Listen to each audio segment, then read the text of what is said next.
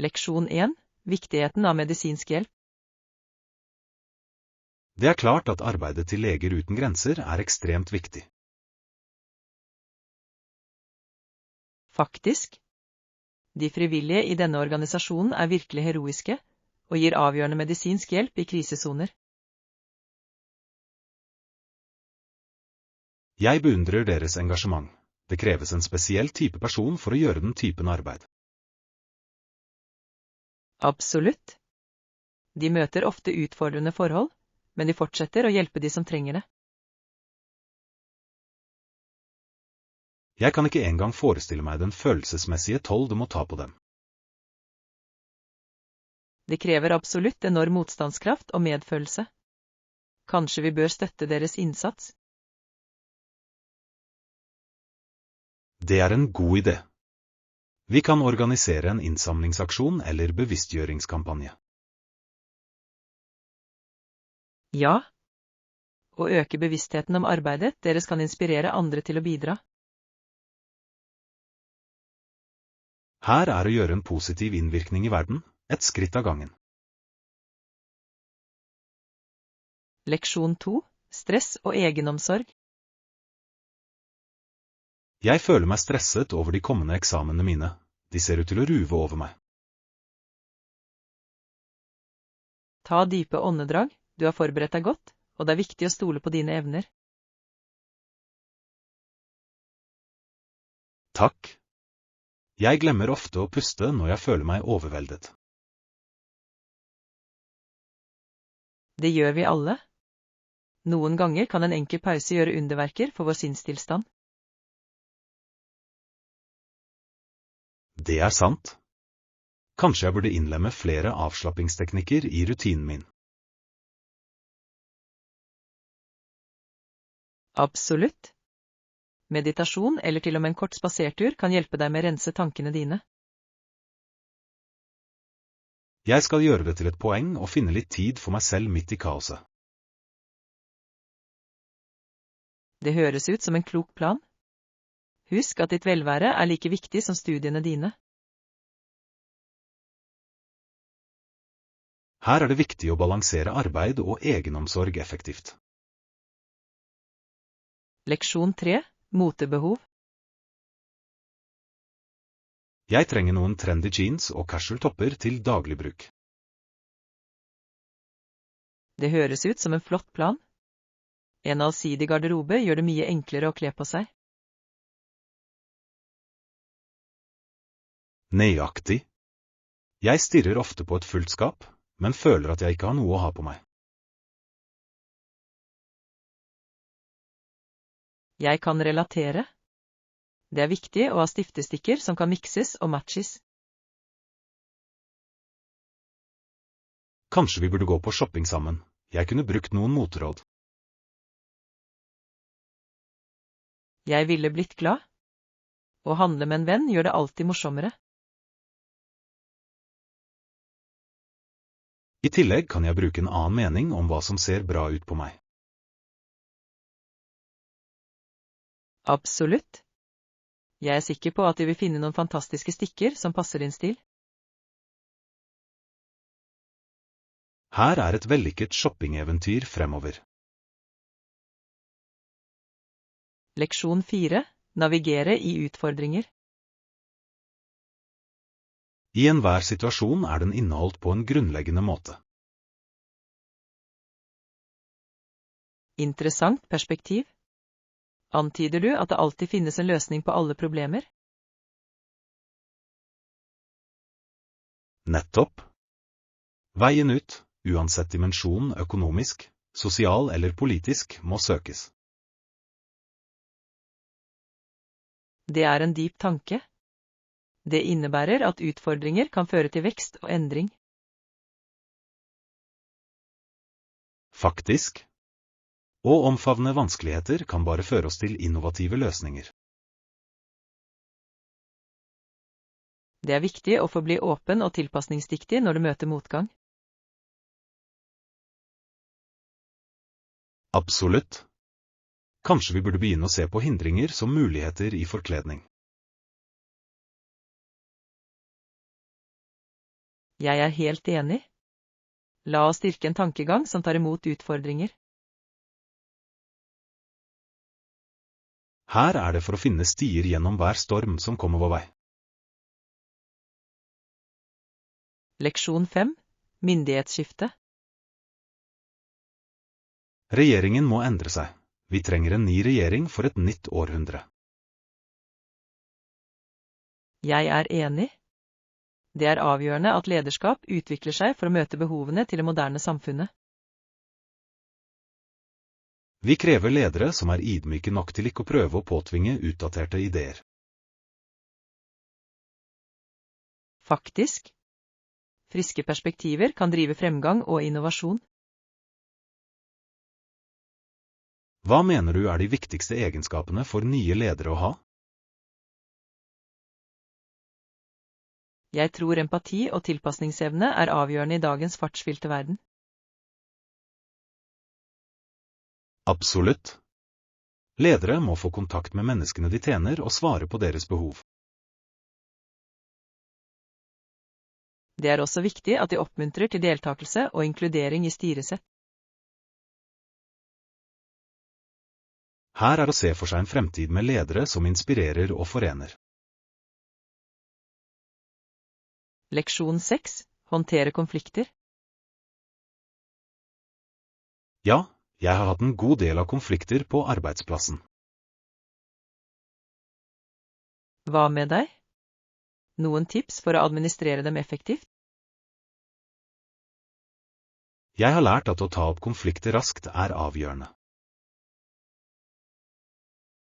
Jeg er helt enig. Utsettelse av diskusjoner fører ofte til misforståelser. Nøyaktig. Jeg opplever også at det å tilnærme seg konflikter diplomatisk kan gi bedre resultater. Ja. Det er viktig å kommunisere åpent og samtidig være respektfull. Kanskje vi burde øve på noen rollespillscenarier for å forbedre ferdighetene våre.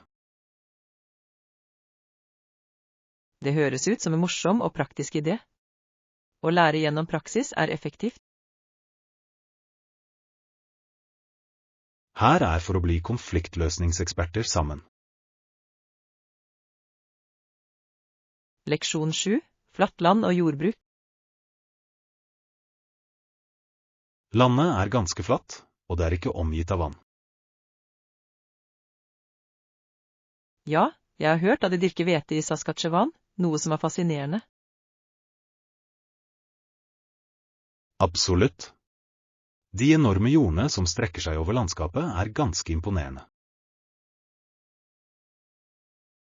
Det er bemerkelsesverdig hvordan et slikt flatt terreng kan gi rikelige avlinger. Faktisk. Klimaet og jordforholdene må være ideelle for oppdrett. Jeg kan forestille meg skjønnheten til gyllen hvete som svaier i vinden i høstsesongen. Det må være et syn å se. Kanskje vi bør besøke i høsttiden. Det høres fantastisk ut. Vi kunne være vitne til hele prosessen på egen hånd. Her er det for å utforske landbruksunderverkene og naturens skjønnhet. Leksjon 8. Imponerende tidsplaner. Den tidsplanen høres imponerende ut. Hvordan klarer du å få plass til alt? Jeg sliter med å finne tid til vanlige aktiviteter, for å være ærlig. Jeg kan relatere. Å balansere jobb og privatliv kan ofte føles overveldende. Faktisk. Noen ganger ønsker jeg en ekstra time på dagen bare for meg selv.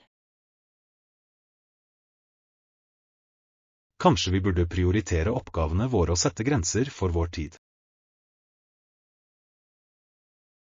Det høres ut som en klok tilnærming. Organisering kan føre til større effektivitet. Ja. La oss støtte hverandre i å lage mer håndterbare tidsplaner. Det ville jeg elsket. Sammen kan vi få tid til det som virkelig betyr noe. Her er det for å finne balanse og nyte livet mer. Leksjon 9. Produktivitet og gjenoppretting. Absolutt. Det er avgjørende for produktiviteten å ta 1 eller 2 dager fri for muskelgjenoppretting. Jeg er helt enig. Uten restitusjon kan ikke kroppen vår yte sitt beste. Hvordan holder du deg motivert for å sikre at du faktisk tar de hviledagene? Jeg minner meg selv på hvor mye sterkere jeg vil føle meg etter å ha latt musklene mine gro. Det er en utmerket strategi. Jeg føler meg ofte skyldig for å ta en pause. Jeg forstår. Men selv idrettsutøvere tar seg fri for å la kroppen komme seg. Faktisk. Kanskje jeg burde begynne å se hviledager som en nødvendig del av treningen min. Ja. Det handler om balanse, å jobbe hardt og deretter gi tid til å komme seg. Jeg skal ta perspektivet ditt. Her er til sterkere muskler og smartere trening. Leksjon 10. Tidsstyring. Og, det har vært en utfordring i det siste. Jeg føler at jeg aldri har nok tid for meg selv. Det er ganske relatert. Livet har en måte å samle opp ansvar på, ikke sant? Faktisk. Jeg lurer ofte på om jeg skal ansette en timemanager for å holde meg på sporet. En timemanager høres ut som en utmerket investering. Jeg betaler deg i kaffe og takknemlighet.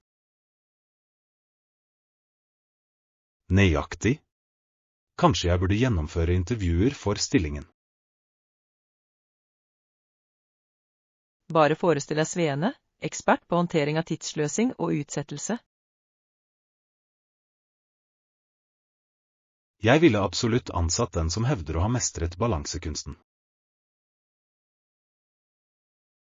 Ja.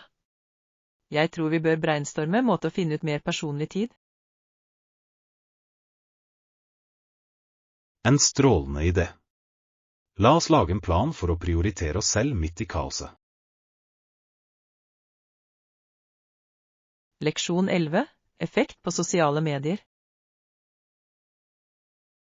Jeg er enig, deres bruk av sosiale medieplattformer er prisverdig. Absolutt. Det kan være kraftig verktøy for tilkobling og kreativitet. Faktisk. Noen mennesker klarer å inspirere tusenvis med bare et enkelt innlegg. Ja. Det er utrolig hvordan et bilde kan utløse en bevegelse eller en trend. Noen ganger lurer jeg på om jeg noen gang kunne lage innhold som gir så stor gjenklang. Du vet aldri før du prøver. Kanskje du har et skjult talent som venter på å bli oppdaget. Kanskje jeg burde begynne å dokumentere eventyrene mine, et innlegg om gangen. Det er en fantastisk idé. Dine erfaringer fortjener å bli delt. Her er å omfavne verden av sosiale medier med entusiasme. Leksjon 12. Konfliktløsning. Noen råd for å håndtere konflikter effektivt?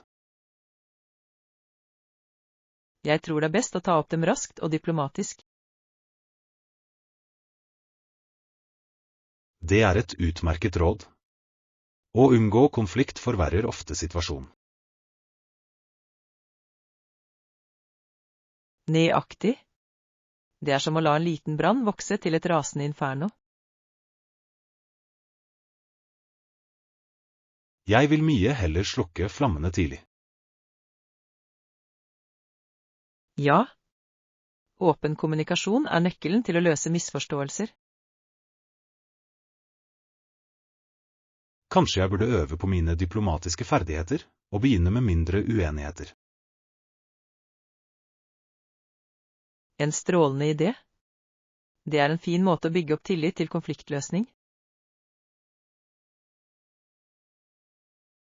Her er for å takle våre forskjeller med ynde og forståelse.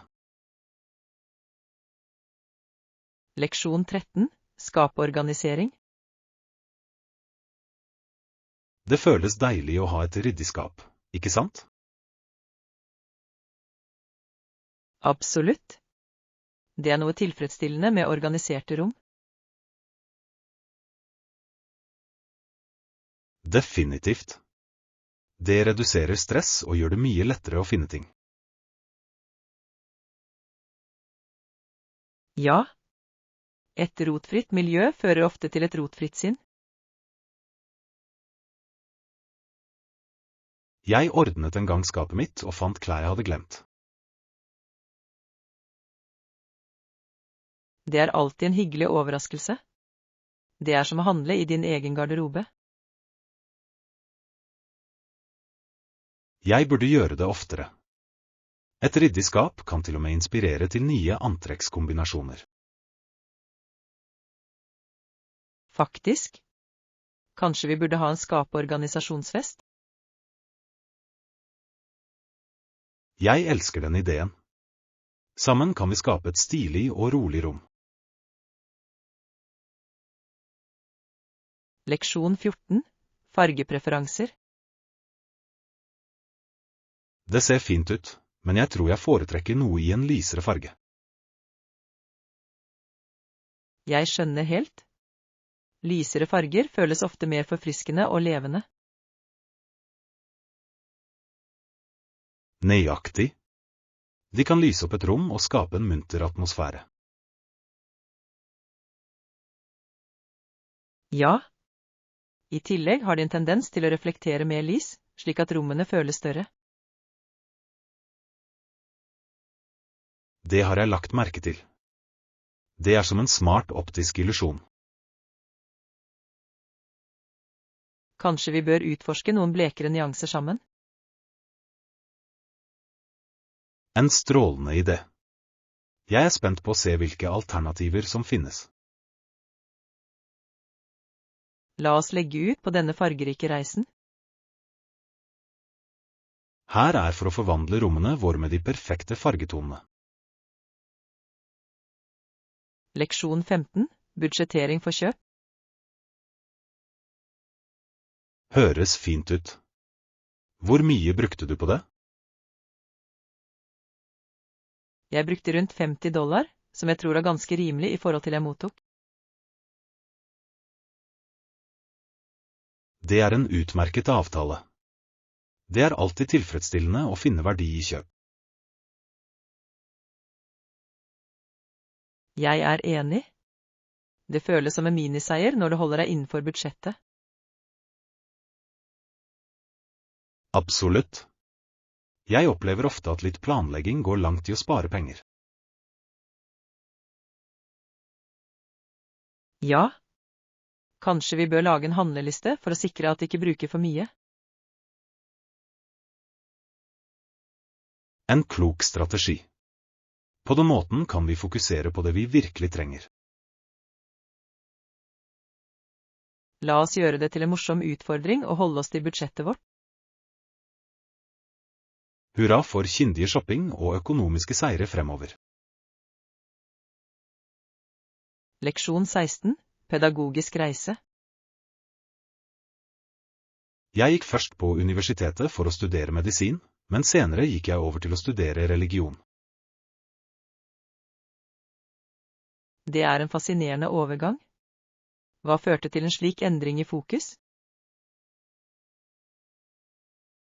Jeg oppdaget en dyp interesse for de filosofiske aspektene ved livet. Det er fantastisk. Det må ha beriket din forståelse av den menneskelige opplevelsen. Faktisk. Jeg tror begge feltene gir verdifull innsikt i vår eksistens. Absolutt. Det er bemerkelsesverdig hvor mangfoldig kunnskap kan forme våre perspektiver. Kanskje vi bør diskutere din utdanningsreise også? Jeg er nysgjerrig på å høre om det. Jeg vil gjerne dele. Utdanning fører ofte til uventede veier og oppdagelser. Her er det å omfavne læringsreisen, uansett hvor den fører oss. Leksjon 17. Svare på spørsmål. Hvordan svarte du på det utfordrende spørsmålet under møtet? Jeg ga et eksempel fra en tidligere jobb, som så ut til å gi god gjenklang hos alle. Det er en smart tilnærming. Konkrete eksempler tydeliggjør ofte abstrakte ideer. Faktisk. Det hjelper publikum med å få kontakt med informasjonen på et personlig nivå. Jeg opplever at historiefortelling kan være et kraftig verktøy i profesjonelle omgivelser. Absolutt. Det gir et menneskelig preg som gjør innholdet mer relaterbart. Kanskje jeg burde øve meg på å veve inn mine egne erfaringer i svarene mine. Det er en fantastisk idé. Personlige anekdoter kan etterlate et varig inntrykk. Her er for å bli mer engasjerende kommunikatører sammen. Leksjon 18. Planlegging av presentasjonen. Vi må avslutte presentasjonen i dag. Det er avgjørende for vårt kommende møte. Glimrende. La oss møtes om en time for å sørge for at alt er polert og klart. Høres ut som en plan. Jeg vil ta med de siste dataene for å støtte poengene våre. Perfekt. Jeg skal forberede de visuelle hjelpemidlene, da visuelle kan forbedre budskapet vårt betydelig. Faktisk. En godt strukturert presentasjon kan gjøre et varig inntrykk. Ja. Jeg må innrømme at jeg er litt nervøs, men jeg tror vi kommer til å gjøre det bra. Litt nervøsitet er naturlig. Det viser at du bryr deg om resultatet. Det er sant. Med vår samlede innsats er jeg ikke i tvil om at vi vil imponere alle. Her er til en vellykket presentasjon og effekten vi vil gjøre. Leksjon 19. Viktigheten av bevissthet. Boken The Satanic Verses av Salman Rushdie har utløst betydelig diskusjon gjennom årene. Faktisk. Mottakelsen fremhever kompleksiteten i ytringsfriheten.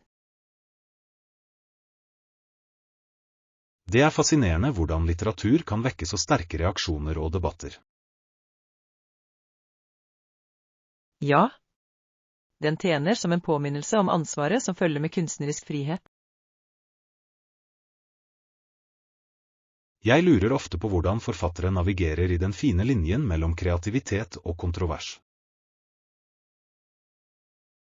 Det må være utfordrende. Likevel er deres mot til å si ifra prisverdig. Kanskje vi burde gå dypere inn i implikasjonene av sensur i litteraturen. Det høres spennende ut. La oss sammen utforske den bredere konteksten av dette problemet. Her er det viktig å delta i meningsfulle samtaler om litteratur og dens innvirkning.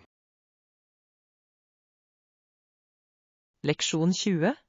Pocahontas, bønn. Den 12 år gamle datteren tryglet om livet. Hennes ord hadde ingen effekt.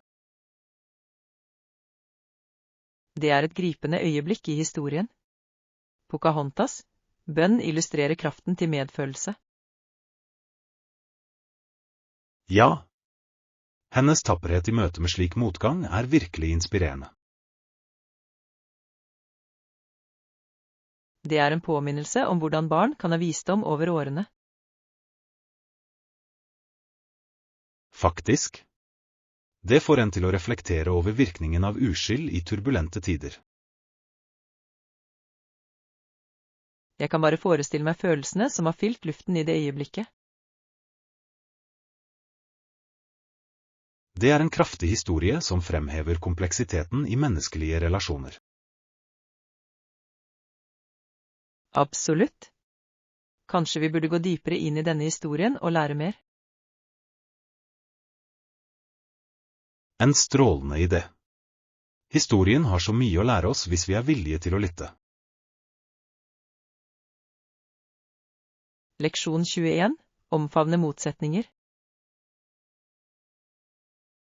Klovnestinkter, uansett hvor stor stormen er, leder meg gjennom motsetninger og paradokser.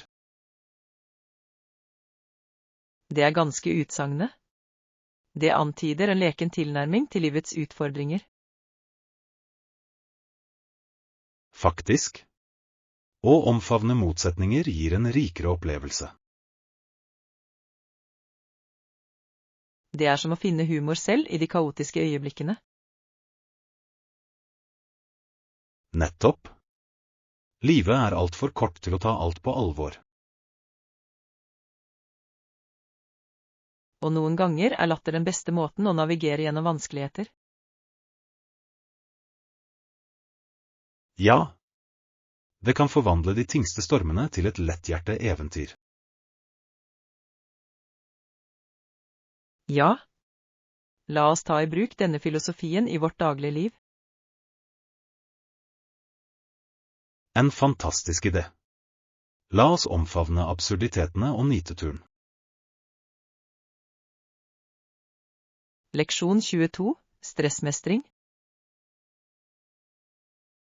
Jeg føler meg ganske stresset over de kommende eksamene mine. De ser ut til å ruve over meg.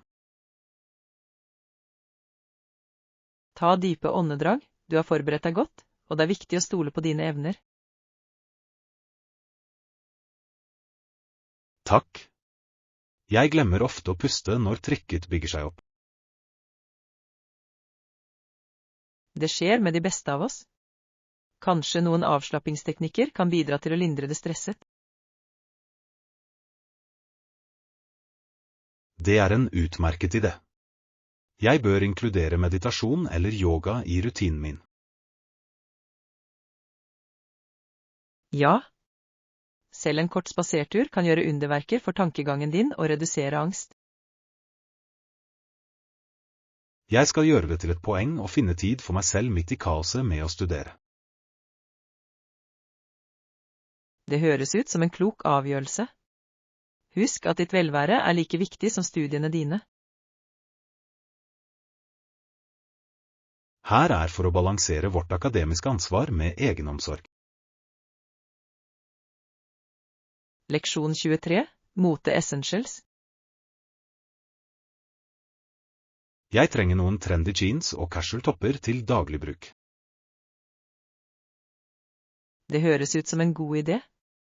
En allsidig garderobe gjør det mye enklere å kle på seg. Jeg stirrer ofte på et fullt skap, men føler at jeg ikke har noe å ha på meg.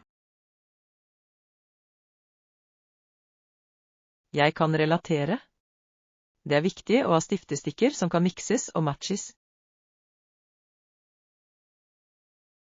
Kanskje vi burde gå på shopping sammen. Jeg kunne brukt noen moteråd. Jeg ville blitt glad. Å handle med en venn gjør det alltid morsommere. I tillegg kan jeg bruke en annen mening om hva som ser bra ut på meg. Absolutt. Jeg er sikker på at de vil finne noen fantastiske stikker som passer din stil. Her er et vellykket shoppingeventyr fremover. Leksjon 24. Tilbehørsinnstillinger.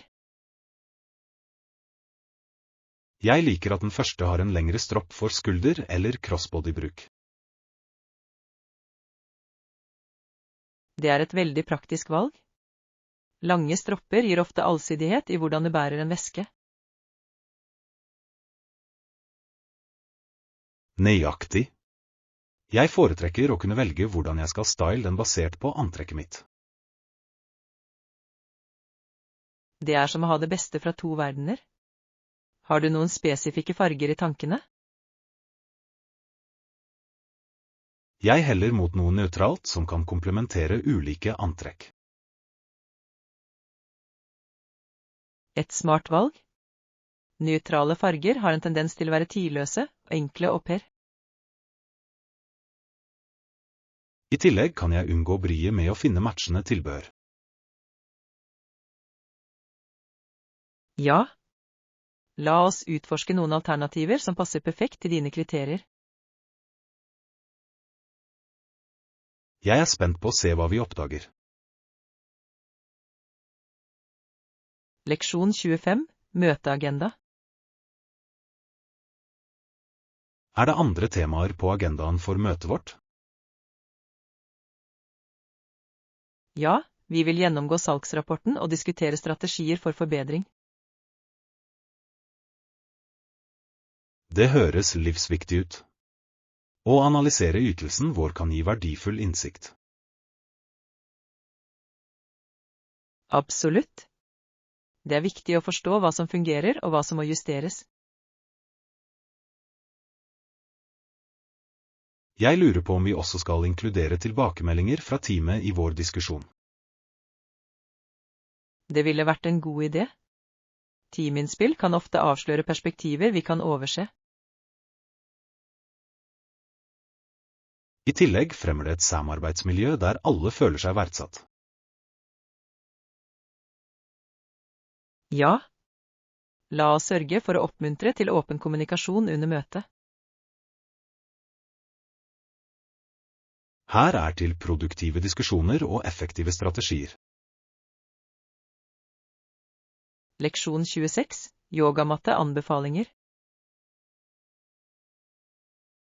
Jeg leter etter en yogamatte. Noen anbefalinger om hvor man kan kjøpe den? Absolutt. Det er noen gode alternativer tilgjengelig både i lokale butikker og på nett.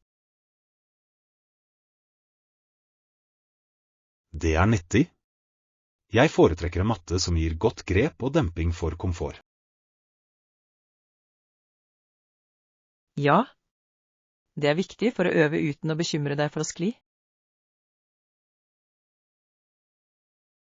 Jeg har hørt at noen merker tilbyr miljøvennlige matter, noe som ville være ideelt. Helt riktig. Å støtte bærekraftige produkter er alltid et godt valg. Jeg skal se nærmere på disse alternativene. Kanskje vi kan gå på shopping sammen. Det ville jeg elsket. Litt shopping på yogautstyr høres gøy ut. Her er for å finne den perfekte yogamatten for vår praksis. Leksjon 27, optimalisering av ytelse. Det har jeg hørt om før. Vi vil definitivt prøve det. Noen andre råd for å optimalisere ytelsen vår i dette prosjektet? Jeg tror å sette klare mål og tidsfrister kan bidra til å holde oss på rett spor. Absolutt. Det er viktig å ha et veikart for vår innsats. I tillegg kan regelmessige innsjekkinger hjelpe oss med å holde oss ansvarlige og justere etter behov. Ja. Kommunikasjon er nøkkelen til å sikre at alle er på linje med målene.